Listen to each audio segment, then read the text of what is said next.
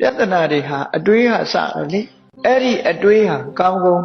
အာယုစိတ်တွေလောဘတွေရဲ့အရင်းမြစ်ပဲဖြစ်တယ်မြတ်စွာဘုရားကကာမဆိုတဲ့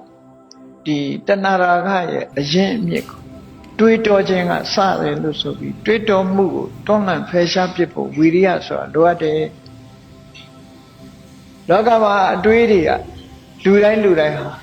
အတွေးကိုယ်စီနဲ့ရှိကြတာဖြစ်တော့ကြောင့်ကိုတွေးတဲ့အတွေးကိုဆန်းစစ်ဖို့လိုအပ်တယ်ကာမဂုဏ်အာယုန်ခံစားဖို့လောဘနဲ့တွေးတဲ့အတွေးတွေလားသူတော်ဘာကိုညှင်းမုန်းတီးတဲ့ဒေါသနဲ့တွေးတဲ့အတွေးတွေလားသူတော်ဘာကိုညှင်းဆဲတပ်ဖြတ်ဖို့ပြင်းထန်တဲ့ဒေါသနဲ့တွေးတဲ့အတွေးတွေလားလို့ဆိုတယ်ဒီအတွေးမျိုးတွေကိုယ်တဏ္ဍာမှာမပေါ်ရလေအောင်တွန်းလှန်ဖယ်ရှားခြင်းကိုပဲဝီရိယလို့အဲ့ဒီအတွေးတွေလက်ခံနေတဲ့ပုဂ္ဂိုလ်တယောက်ဟာဘယ်နည်းနဲ့မှစိတ်ပိုင်းဆိုင်ရာတိုးတက်မှုမရနိုင်ဘူးတဲ့အရေးချင်းမရနိုင်ဘူးလို့ဒီလိုရှင်သာရိပုတ္တရာအင်တာမအကြောင်းအကျိုးညီညွတ်တယ်